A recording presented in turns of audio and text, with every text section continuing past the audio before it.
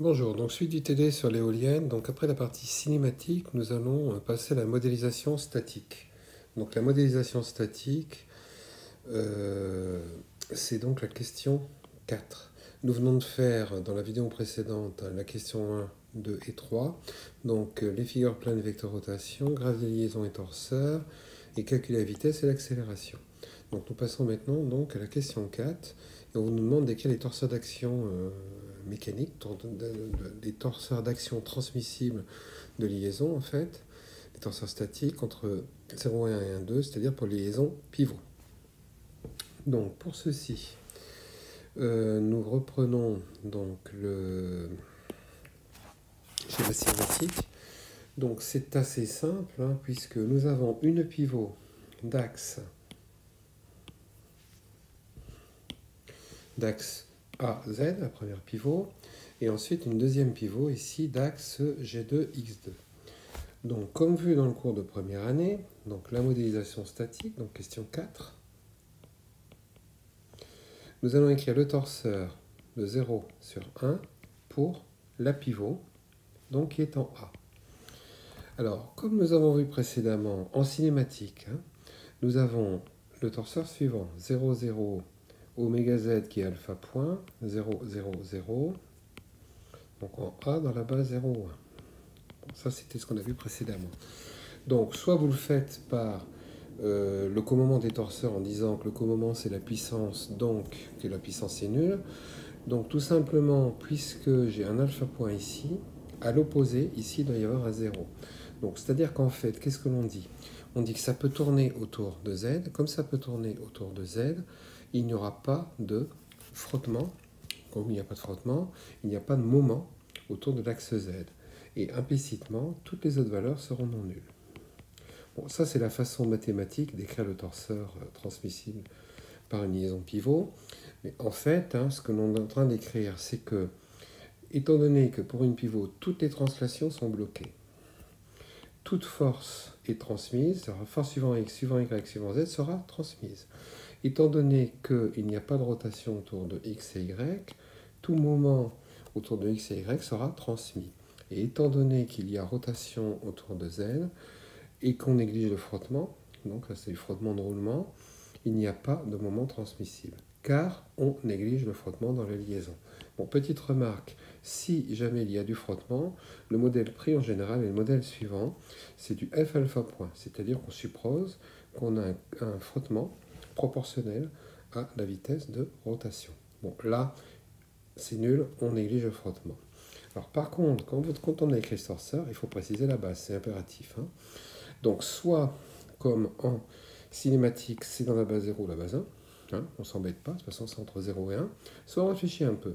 Alors, si on réfléchit un peu, toutes ces valeurs sont des inconnues. Donc, une inconnue pourrait être écrite dans n'importe quelle base. La 0, la 1, la 2, la 12, pas de souci. La seule contrainte, c'est ce 0. Et ce 0, qu'on vient d'expliquer, veut dire qu'il n'y a pas de frottement autour de l'axe Z. Donc, nécessairement, c'est. Alors, moi j'aime bien cette notation, c'est celle-ci, qui veut dire en fait toute base orthonormée directe ayant comme troisième vecteur Z0 ou Z1. Donc ça marche évidemment dans la base 0, mais ça marche aussi dans la base 1. Mais ça pourrait marcher dans n'importe quelle base, donc dans n'importe quelle base, ici, qui tourne autour de l'axe Z. D'accord? Bon, une fois que ceci est bien compris, écrire l'autre torseur ne pose aucun problème, puisque c'est aussi une liaison pivot. Donc c'est la pivot entre 1 et 2. Donc elle est, a priori, on l'exprime donc au point G2. Donc on ne s'embête pas, c'est-à-dire que dans un premier temps, les torseurs on les écrit toujours au centre théorique des liaisons. Bon, j'ai expliqué qu'on peut après faire des transgressions, mais bon, dans un premier temps, vous écrivez les torseurs au centre des liaisons. Donc là, c'est une pivot d'axe X1 ou X2. Conclusion, le 0 est là, c'est exactement la même chose. Et nous avons X12, Y12, Z12, M12, N12. Et pour la même raison précédemment, on écrira dans toute base contenant X1 ou X2. C'est-à-dire que pour celui-là, ça serait valable dans la base 1 ou la base 2 sans aucun souci. De la même façon, s'il y a du frottement, on aurait un coefficient de frottement, je vais l'appeler F1, là ça serait F2, hein, ça serait proportionnel à la rotation qui était bêta point. Bon, mais là, dans l'exercice, nous n'avons pas de frottement. Donc voilà, les deux torseurs sont modélisés. Bon, j'ai quand même expliqué les digressions possibles. Les digressions, pardon. Ce qu'il ne faut pas faire, c'est dire qu'ici c'est valable en tout point de l'axe, parce que ça c'est faux. Autant celui-là, quand vous l'écrivez en cinématique, c'est vrai en tout point de l'axe. Là, il n'est pas valable en tout point de l'axe, ce torseur. C'est sa forme qui est valable en tout point de l'axe. Alors je vais le démontrer.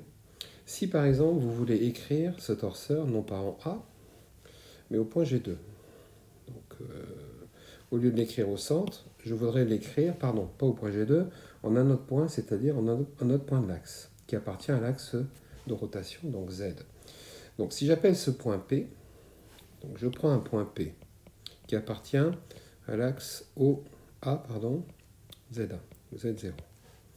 Donc la distance OP peut s'écrire une valeur que je vais appeler Z dirigée suivant Z0 ou Z1. Si je calcule le moment en P, donc le moment en P de 0 sur 1, c'est le moment A de 0 sur 1 plus PA vectoriel, la résultante de 0 sur 1. C'est-à-dire le bas-bar sur ce torseur. Hein. Le moment A, il est là, et ce que j'appelle résultante, c'est ça. Donc la résultante, hein, elle est à gauche. Il y a pour coordonnées x01, y01, z01 dans la base 0 ou la base 1. Donc déjà, en plus, bon, j'ai mis un O, mais en fait c'est AP, hein, parce que l'origine ici est notée A. Et si on fait ce calcul, ben on va s'apercevoir qu'en fait, déjà, on va avoir, alors c'est non nul, hein, LM0, L01, M01, 0, donc c'est dans la base 0, hein, plus PA qui vaut 0, 0, moins Z, vectoriel x01, y01, z01. Bon, tout ceci étant écrit dans la base 0 ou 1. Et quand on fait ce calcul, ben on trouve L01, M01, donc c'est des valeurs ici.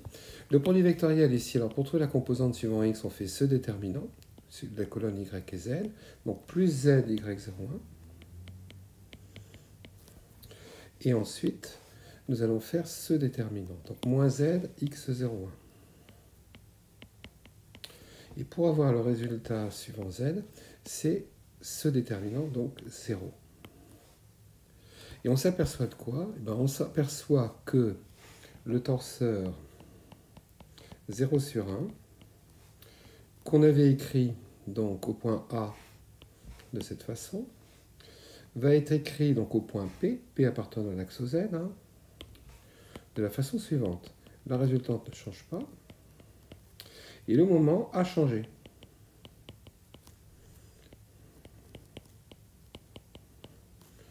Voilà. Donc le moment a changé, donc vous n'avez pas le droit de dire que c'est valable en tout point de l'axe. Par contre, on s'aperçoit que ici, ça, c'est toujours un L01. Bon, je vais mettre un prime si vous voulez. Ça, c'est toujours un M01. Je peux mettre un prime.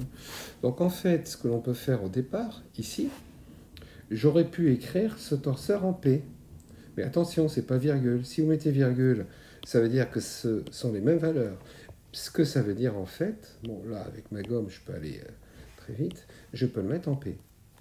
Mais si vous le mettez en P, hein, les valeurs ici sont différentes que si vous le mettez en A.